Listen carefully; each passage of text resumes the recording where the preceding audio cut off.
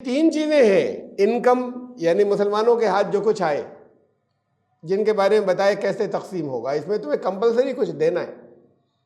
ज़कात तफसीलात बहुत सी आप लोग जानते हैं और बहुत सी अपने मौके पर आ जाएंगी, जुमे के खुतबे में आई थी, बाद और मौक़ों पर आई है। ज़कात कैसे कैसे तकसीम होगी, अपनी आमदनी का एक हिस्सा लाजमी देना है उन लोगों को जो पॉवर्टी लाइन से नीचे है या कुछ और हेड है, जहाँ पर वो ज़कात तकसीम होगी। तो कुरान ने स्पेसिफिकली बता दिया कि ये कहाँ कहाँ डिस्ट्रीब्यूट होगी, तकसीम होगी। उससे अलग ऐसा नहीं है कि हर खैर के काम में खर्च कर लें उसको, और बाकी कमाने वाले बाकी जितना बच रहा है वो उनकी मर्जी, अपने ऊपर खर्च करें, अपने अल्लाह की रहमत है, उसकी बरकत है, वो उससे और आगे इन्वेस्ट करें। तो ये तो है ज़कात।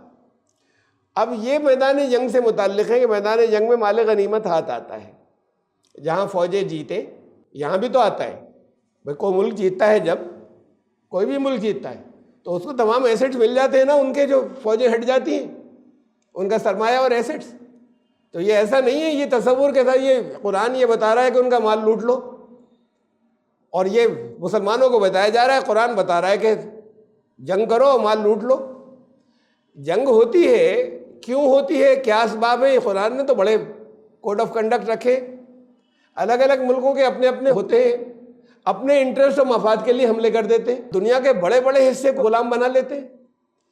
जो हमले करते हैं जब, तो उसमें जो विक्टोरियस होता है, जो विजेता होता है, जीतने वाला, उसके हाथ सारी चीज़ें आती हैं। वो हारी हुई हथियार भी आते हैं, जो कुछ वो टैंक और दूसरी चीज़ें छोड़कर भाग जाएं, वो हथियार भी आते हैं, उनका मालो दौलत भी आता है, तमाम चीज़ें आती हैं। तो वो शुक्रिया के साथ उन्हें वापस थोड़ी कर देते हैं कि उनके मुल्क को भेज दिया कि लीजिए ये आप छोड़ कर भाग गए थे।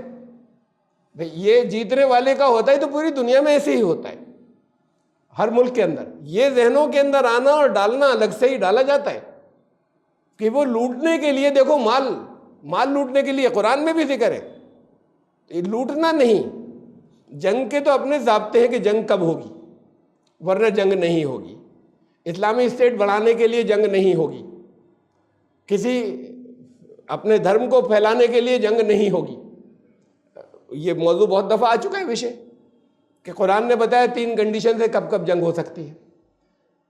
उसमें अगर जंग होगी और उसमें अगर हारेंगे तो अपना बहुत कुछ छोड़ेंगे, जीतेंगे तो अब मिलेगा बहुत कुछ।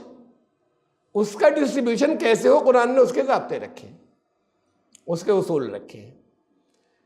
मुल्कों में फ़ौजें होती हैं, बहुत से मुल्कों की फ़ौजें होती हैं। यहाँ पर एक आर्मी है हमारी, इस आर्मी को सैलरी मिलती है, फ्रंट हो या ना हो, ये अपनी बैरकों में रहते हैं। यानी लड़ाई जो है वो अगर 30 साल तक नहीं हुई तो जितने भर्ती हैं उसके बाद तो रिटायर हो जाएंगे ना।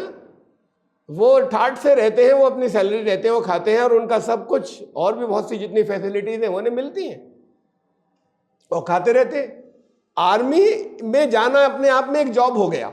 उस दौर के निज़ाम में ये नहीं था कि आर्मी लोग अलग से रखते हो, यानी कि इस्लामी ममालिक के अंदर, बल्कि जनरल यही था कि आर्मी अलग से, ये फ़ौजें हैं, इनको चाहे जंग हो या नहीं हो, इनको खिलाते रहेंगे हम, ऐसा नहीं होता था। बल्कि करीब करीब सारे लोग उसके अंदर शरीक होते थे, जितनी पब्लिक है, जितने जैसी ज़रूरत हो। कभी ज़रूरत होती थी हर एक से कहा जाता था निकलो, और कभी ऐसा होता था कि उनसे कहा जाता था, मतलब कितने लोगों की ज़रूरत है उतने छांट लिए जाते थे। कभी नॉमिनेट किया जाता था कि किन किन की तो ज़्यादा ज़रूरत है। कभी होता था कि उनके ऑप्शन पर छोड़ देते थे कि जो लोग जंग में चलना चाहें वो चले, इतने लोगों की ज़रूरत है। तो उसी जो नॉर्मल पब्लिक है, जो आम दिनों में अपने बिजनेस करते थे, अपने आम दिनों के अंदर कोई किसी के यहाँ अगर मुलाजमत करता था, वो गुलामी का भी रिवाज था, कोई गुलाम था, तो वो ये सारे के सारे जो है ये सब फौजी भी थे। जब ज़रूरत पड़ती थी कभी सब हो, कभी उनमें से कुछ हिस्सा जो है यही फौज में इस्तेमाल होता था। तो उनके लिए कोई अलग सैलरी नहीं थी कि साल भर उनको सैलरी दी जा रही है और बहुत से पर्क्स दिए जा रहे हैं जैसा अब होता है। वो सब जो है उनको ज़रूरत पड़े तो सबको उसके लिए निकलना होता था। जंग तबूक में कहा कि सब निकले, कोई भी ना बचे यहाँ पर, सिवाय इसके कि कुछ लोगों को एग्जेम्प्ट कर दिया गया। ऐसा आज भी होता है। ये आज भी होता है कि बहुत से मुल्क ऐसे हैं कि उनको ड्राफ्ट कहते हैं उसे, ड्राफ्टिंग या अपना रजिस्ट्रेशन कराना जो फौज के अंदर अपना कराएं, आर्म सर्विसेज के अंदर, और मिलिट्री ट्रेनिंग लें, जंग हो रही है या नहीं हो रही है। और कंपलसरी है कि फिर इतने अरसे वो ट्रेनिंग के अंदर रहें, कहीं 1 साल है, कहीं 2 साल है, कहीं कुछ इससे थोड़ा ज़्यादा है। एज मुकर्रर है इतने साल से, 17 साल से या 18 साल से 21 साल तक, कहीं 40 साल तक है कि कंपलसरी मिलिट्री के अंदर जाना है। जंग होगी तो फिर फ्रंट पर जाना है, कंपलसरी जाना है। ये दुनिया के बहुत से मुल्कों में है, ये ऐसा नहीं है जैसे हमारे यहाँ है कि भाई एक फ़ौज है, आर्मी है, उसमें जितने लोग वॉलंटरी जिन्होंने ज्वाइन की उनको ट्रेनिंग दी गई, अब उन्हीं को लड़ाया जाएगा। नॉर्मल पब्लिक जो है, और उसके अंदर ख़ासतौर से नौजवान यूथ जो कहीं 17 हो कहीं 18 साल से शुरू होते हैं।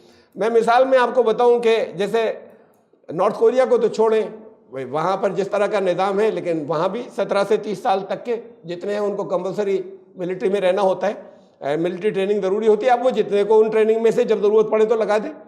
साउथ कोरिया, जनूबी कोरिया, साउथ कोरिया जो है वहाँ 18 से 28 ईयर्स तक के जो लोग हैं, 18 से 28 साल तक के जो लोग हैं, उनको 2 साल की मिलिट्री ट्रेनिंग कंपलसरी है उनके लिए, 2 ईयर्स की। और उसके बाद फिर वो उससे पहले अपने कामों में थे, अब उसमें उनके अलग ज़ाब्ते होते हैं। इन सब मुल्कों में कोई स्टूडेंट है उसकी रियायत की जा सकती है कि अच्छा तुम अपनी ये पढ़ाई, ये कोर्स पूरा कर लो, उसके बाद आना, रजिस्ट्रेशन तो करा दो, आना है कंपलसरी।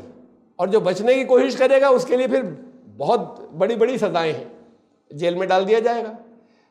यूएसए में था ये, तो अब यूँ समझ लिए 1972 से ख़त्म हुआ है, वरना यूएसए में चला आ रहा था जब से ये यूएसए जो है आज़ाद मुल्क हुआ है, तब से कंपलसरी मिलिट्री ट्रेनिंग।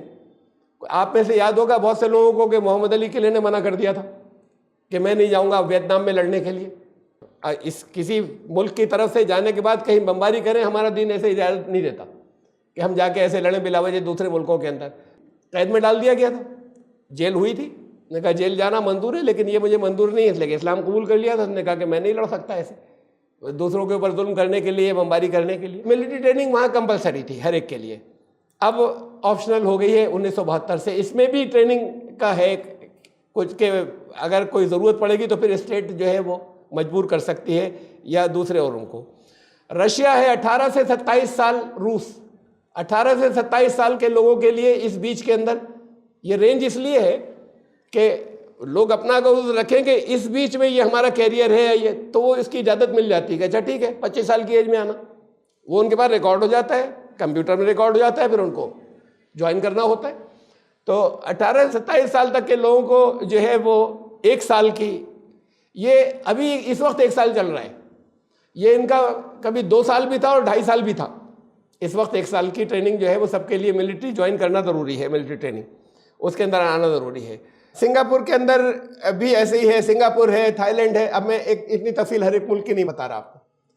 सिंगापुर है, थाईलैंड है, तुर्की है, यूएई है, ये इन सारे ममालिक के अंदर जो है वो ज़रूरी है मिलिट्री ट्रेनिंग जो है उसको ज्वाइन करना और ट्रेनिंग लेना, और जब ज़रूरत हो तो फिर अगर फ्रंट पे कहीं पर वार हो रही है तो फिर उसे वार को ज्वाइन करना। कुछ केसेस ऐसे हैं कि जहाँ इजराइल के अंदर 2.5 साल तक के सारे मेल्स के लिए, फीमेल्स के लिए भी ज़रूरी है कि औरतों को भी जाना होगा, ट्रेनिंग लेनी होगी। औरतों के लिए 2 साल है और मर्दों के लिए 2.5 साल है कि मैं 2.5 साल की मिलिट्री ट्रेनिंग लाजमी, और फ्रंट होगा तो उनमें से जिसको वो चाहेंगे, जितने चाहेंगे भेज देंगे, ये ट्रेनिंग लेकर रखें। अब ये उनकी चॉइस के ऊपर है। ये बहुत से मुल्कों के कवानीन है और ये बड़ी लंबी लिस्ट है।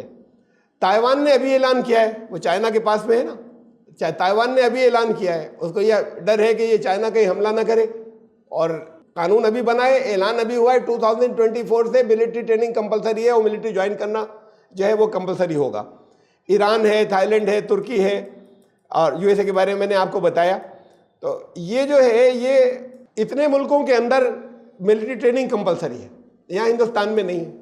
तो अब जब ये लोग जाकर लड़ते हैं, उनको ये इतना फ़र्क ज़रूर है उस दौर में इस दौर में कि कंपलसरी तो है बाज़ जगह सबके लिए, पूरी आबादी के लिए, जवानों के लिए, यूथ से लेकर जो जवान है वहाँ तक के लोगों के लिए। बाज़ जगह 40 साल 41 साल तक के लोगों के लिए कंपलसरी है कि इस बीच में मिलिट्री ट्रेनिंग कंपलसरी है। अगर फ्रेंड जिनका नाम लिस्ट में है, जितने फौजियों की ज़रूरत होगी, इनमें से जिसको भी कॉल करना चाहेंगे वो कॉल कर लेंगे।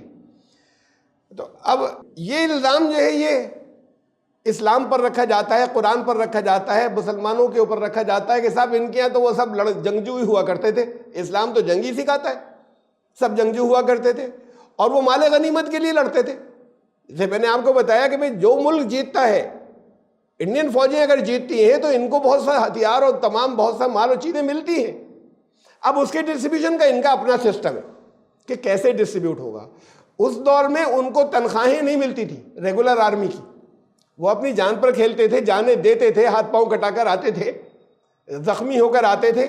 ऐसे इलाज नहीं थे जैसे आज है। वो जख्मी आम तो बहुत मुश्किल से जख्म भर पाते थे, सारी ज़िंदगी रहता था, या बात को कभी उसकी वजह से जल्दी इंतकाल हो जाया करता था। तो उसमें फिर बड़ा हिस्सा उसी में से, ये एक इंसेंटिव भी था कि उन लोगों को उसी में से जो हाथ आएगा अगर जीते तो वो उनको दिया जाएगा। उसके ज़ाब्ते कानून, ऐसा नहीं कि जिसने जितना चाहा लूट लिया। स्टेट डिस्ट्रीब्यूट करेगी, रसूलुल्लाह सल्लल्लाहु अलैहि वसल्लम डिस्ट्रीब्यूट करेंगे, नंबर 1। नंबर 2, माले गनीमत होगा 20% स्टेट का होगा, उसे जैसे रसूलुल्लाह सल्लल्लाहु अलैहि वसल्लम चाहेंगे इस्तेमाल करेंगे। 80% उनके अंदर डिस्ट्रीब्यूट कर दिया जाएगा, तकसीम कर दिया जाएगा। तो ये एक बड़ा, बिल्कुल एक जेन्युइन समझ में आने वाला एक ज़ाब्ता था, जिसको ऐसे पेश किया जाता कि बाकी दुनिया में तो नहीं होता, ये लोग जो है ये माल लूटने के लिए लड़ते थे। बहरहाल ये मैं बता रहा था फ़र्क। ज़कात हर एक को, सिविलियंस में से हर एक को देनी है। माल गनीमत अब जंग फौजियों में से, जंग में शरीक हुए, जीता माल